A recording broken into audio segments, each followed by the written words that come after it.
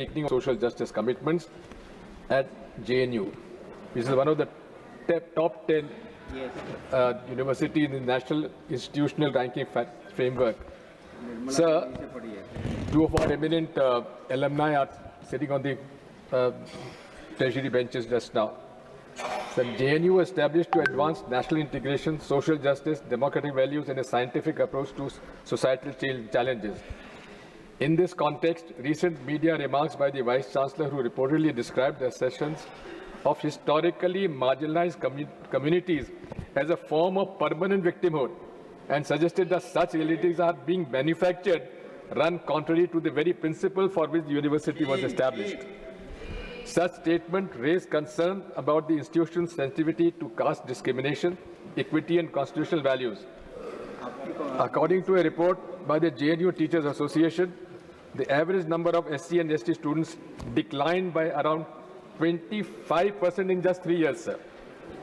Similar issues have been flagged in the context of faculty recruitment. Of the 326 vacancies for which selection committee was constituted, more than 40% reportedly resulted in candidates being declared not found suitable. It has been pointed out that the majority of these posts were reserved positions, and the proportion of such outcomes appears to be increasing. Further delays in faculty promotions have also been noted. There are 89 pending promotional cases in JNU, of which 62 have exceeded in the stipulated processing period. Such delays adversely affect career progression and PhD supervision capacity. In view of these concerns, I urge the government to take necessary steps to ensure strict adherence to reservations norms and to protect the constitutional commitment to inclusivity and social justice in JNU and other central universities. Thank you, sir. श्रीमान संत Balbir Singh ji. Chairman आप जी का धन्यवाद। साਰਿਆਂ ਨੂੰ ਪਿਆਰ ਭਰੀ ਸਤਿ ਸ੍ਰੀ ਅਕਾਲ ਜੀ।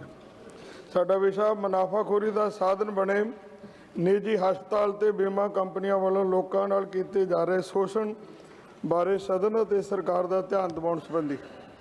Chairman ਸਾਹਿਬ, ਸਾਡੇ ਦੇਸ਼ ਵਿੱਚ ਡਾਕਟਰ ਨੂੰ ਦੂਜਾ ਰੱਬ ਮੰਨਿਆ ਜਾਂਦਾ।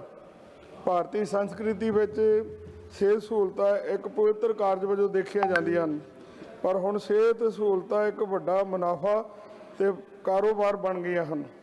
ਜਿੱਥੇ ਨਿੱਜੀ ਹਸਪਤਾਲ ਮੈਡੀਕਲ ਸਹੂਲਤਾਂ ਮਹਿੰਗੀਆਂ ਹੋਣ ਕਰਕੇ ਆਮ ਆਦਮੀ ਦੀ ਪਹੁੰਚ ਤੋਂ ਬਾਹਰ ਦੂਰ ਹੋ ਜਾਂਦੀਆਂ ਹਨ, ਉੱਥੇ ਨਿੱਜੀ ਕੰਪਨੀਆਂ ਵੀ ਬਿਹਤਰ ਸਹੂਲਤਾਂ ਸਿਹਤ ਸਹੂਲਤਾਂ ਦੇਣ ਅਤੇ ਔਖੇ ਵੇਲੇ ਇਲਾਜ ਕਰਾਉਣ ਦੇ ਲਈ ਲੋੜਵੰਦ ਦੀ ਬਾਂਹ ਫੜਨ ਦੇ ਦਾਅਵੇ ਕਰਦੀਆਂ।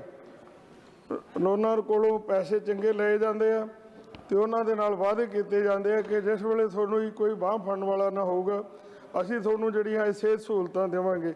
ਪਰ ਇਹਨਾਂ ਕੰਪਨੀਆਂ ਦੀਆਂ ਸ਼ਰਤਾਂ ਇੰਨੀਆਂ ਗੁੰਝਲਦਾਰ ਹੁੰਦੀਆਂ ਕਿ ਜਦੋਂ ਕਿਸੇ ਮਰੀਜ਼ ਨੂੰ ਲੋੜ ਪੈਂਦੀ ਆ ਉਸ ਵੇਲੇ ਨਾ ਕਰ ਦਿੱਤੀ ਜਾਂਦੀ ਹੈ ਕਿ ਤੇਰੇ ਆਹ ਘਾਟ ਆ, ਤੇਰੀ ਆ ਕਿਸ਼ਤ ਨਹੀਂ ਤੇਰੀ, ਜਾਂ ਕੁਛ ਇਹੋ ਜਿਹੀਆਂ ਕਮੀਆਂ ਕੱਢ ਦਿੰਦੀਆਂ ਜਾਂਦੀਆਂ।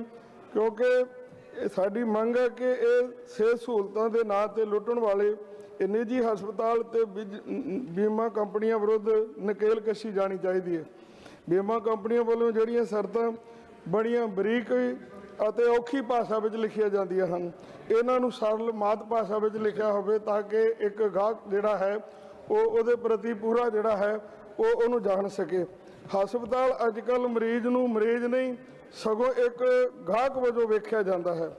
ਇਸ ਪਿੱਛੇ ਬੀਮਾ ਕੰਪਨੀਆਂ ਦੀ ਪੂਰੀ ਖੇਡ ਆ, ਜਿਸ ਕਰਕੇ ਜਿਹੜਾ ਹੈ ਇਲਾਜ ਤੋਂ ਉਹ ਲੋਕ ਤਰਸਦੇ ਆ ਜਿਨ੍ਹਾਂ ਨੂੰ ਲੋੜ ਪੈਂਦੀ ਹੈ। ਅਸੀਂ ਨਿੱਜੀ ਹਸਪਤਾਲਾਂ ਦੀ ਲੁੱਟ ਤੋਂ ਬਚਣ ਲਈ 8 ਸੂਬਿਆਂ ਤੋਂ ਮਰੀਜ਼ PGI ਚੰਡੀਗੜ੍ਹ ਆਉਂਦੇ ਆ ਤੇ ਉੱਥੇ ਇੰਨਾ ਜ਼ਿਆਦਾ ਰਸ਼ ਹੋ ਜਾਂਦਾ ਕਿ ਉੱਥੇ ਵੀ ਹੋਰ ਹਸਪੀਟਲ ਦੀ ਲੋੜ ਆ, ਕਿਉਂਕਿ 8 ਸੂਬਿਆਂ ਤੋਂ ਜਦੋਂ ਵਧੀਆ ਸਿਹਤ ਸਹੂਲਤਾਂ ਵਾਸਤੇ ਚੰਡੀਗੜ੍ਹ PGI ਪਹੁੰਚਦੇ ਆ ਤੇ ਉੱਥੇ ਵੀ ਜਿਹੜੀ ਹੈਗੀ ਆ ਮਰੀਜ਼ਾਂ ਵਾਸਤੇ ਦਿੱਕਤ ਆਉਂਦੀ ਹੈ। ਸੋ ਇਹ ਸਿਹਤ ਸਹੂਲਤਾਂ ਦੇਣਾ ਇੱਕ ਚੁਣੀ ਹੋਈ ਸਰਕਾਰ ਦਾ ਮੁੱਢਲਾ ਫਰਜ਼ ਹੁੰਦਾ ਤੇ ਇਹ ਧਰਮ ਨਿਭਾਉਣਾ ਚਾਹੀਦਾ। ਇੱਥੇ ਅਸੀਂ ਇਹ ਦੱਸਣਾ ਚਾਹੁੰਦੇ ਹਾਂ ਕਿ ਮਾਣ ਮਹਿਸੂਸ ਕਰਦੇ ਕਿ ਪੰਜਾਬ ਵਿੱਚ ਇੱਕ ਪਹਿਲਾ ਸੂਬਾ ਬਣ ਗਿਆ ਜਿੱਥੇ 10 ਲੱਖ ਤੱਕ ਦਾ ਇਲਾਜ ਬਿਲਕੁਲ ਮੁਫਤ ਹੋ ਰਿਹਾ। ਇਸੇ ਪੈਟਰਨ ਦੇ ਉੱਤੇ ਦੂਸਰੇ ਸੂਬਿਆਂ ਦੇ ਵਿੱਚ ਵੀ ਮੁਫਤ ਇਲਾਜ ਮਿਲਣਾ ਚਾਹੀਦਾ। ਬਹੁਤ ਬਹੁਤ ਧੰਨਵਾਦ। Thiru S. Selva Ganapathy ji. Honorable Chairman, sir, I rise today to demand for establishing Indian Institute of Information Technology in the Union Territory of Puducherry. Puducherry has made remarkable achievements in the field of education. It holds the second highest grassroots enrollment ratio, GER, in higher education in India. It means that is 61.5%. This means that more than 6 out of every 10 young people in Puducherry are enrolled in higher education. It is a shining example of aspiration of a society deeply committed to learning.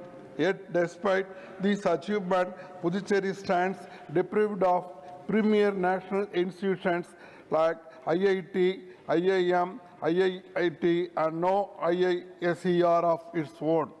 Puducherry has institutions of excellence: the National Institute of Technology, the Jawaharlal Institute of Postgraduate Medical Education and Research, and Pondicherry University. Recently, the IIT Madras Research and Development Center has also been established here. It is the pride of Puducherry that the first Krishi Vigyan Kendra was established in 1974. These are commendable, but they are not enough to match Puducherry's potential. Therefore, I place before this House two specific proposals: establishing an Indian Institute of Information Technology in Puducherry. It would not only serve local students but also attract talent from across the country, creating a hub for digital innovation in South India. Alternatively, establishing a Central Institute of Marine Sciences. Puducherry, with its long coastline and fishing community, is uniquely positioned to lead India in marine research, ocean studies, and sustainable fisheries. Such an institute would strengthen our blue economy, align with the national priorities, and provide livelihoods rooted in science and sustainability. Further, I urge the government to expand the PM-Sri schools in Puducherry. At present, there are only 12 PM-Sri schools across the Union Territory. I request the number of PM-Sri schools be increased to at least 30 in all the 4 regions of Puducherry. By establishing an IIT, Central Institute of Marine Sciences, and by expanding PM-Sri schools, will not only honor Puducherry's contributions but also invest in India's future. These steps will ensure that Puducherry continues to be a beacon श्रीमान of Sunilal Garasia जी।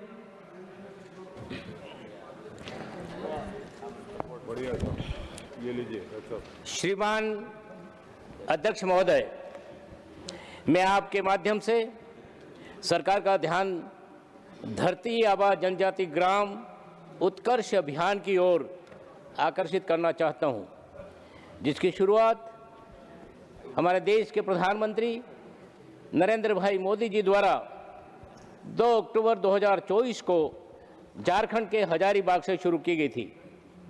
यह महत्वाकांक्षी अभियान, जिसमें 79,156 करोड़ रुपयों के परिव्यय के साथ देश के 30 राज्यों और केंद्र शासित प्रदेशों के 549 जिलों के 63,000 से अधिक जनजातीय बहुल गांवों को कवर करते हुए लगभग 5 करोड़ जनजातीय नागरिकों के समग्र विकास का लक्ष्य रखा है।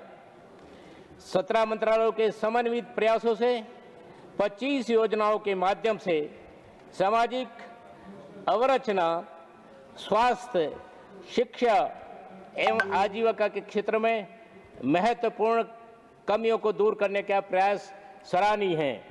माननीय प्रधानमंत्री द्वारा 40 एकलव्य मॉडल आवासीय विद्यालयों का उद्घाटन एवं 25 नए विद्यालयों का शिलान्यास, साथ ही पीएम जनमन के अंतर्गत सड़कों, आंगनवाड़ी केंद्रों एवं छात्राओं जैसी परियोजनाओं का शुभारंभ जनजातीय क्षेत्र के विकास के प्रति सरकार की प्रतिबद्धता को दर्शाता है। श्रीमान अध्यक्ष महोदय, राजस्थान में भी बड़ी संख्या में जनजातीय समुदाय, विशेषकर दक्षिण जिलों, जिससे आज मैं आपका ध्यान धार्मिक शिक्षा की ओर आकर्षित करना चाहूँगा। भारतीय संविधान की धारा 14 समानता का वादा करती है, लेकिन शिक्षा के क्षेत्र में अनुच्छेद 29-30 के कारण व्यवहारिक असमानता पैदा हो गई है। आज संवैधानिक व्यवस्था अल्पसंख्यकों को अनुच्छेद 30(1) के तहत अपनी पसंद के संस्थान चलाने और धार्मिक शिक्षा देने की पूर्ण स्वायत्ता प्रदान करती है। ये इसमें कोई आपत्ति नहीं है, किंतु हिंदू समाज को इसी मौलिक अधिकार से व्यवहारिक रूप से वंचित रखा गया है, यह आपत्तिजनक है। शिक्षा का अधिकार आरटीई अधिनियम से अल्पसंख्यक संस्थानों को छूट प्राप्त है, जबकि हिंदू स्कूलों पर ये प्रशासनिक और आर्थिक बोझ अनिवार्य रूप से थोपे जाते हैं। इसी मतभेद के कारण 1980 के दशक में रामकृष्ण मिशन ने पश्चिम बंगाल में अपने स्कूलों को राज्य सरकार के हस्तक्षेप से बचाने के लिए अल्पसंख्यक दर्जा मांगा था।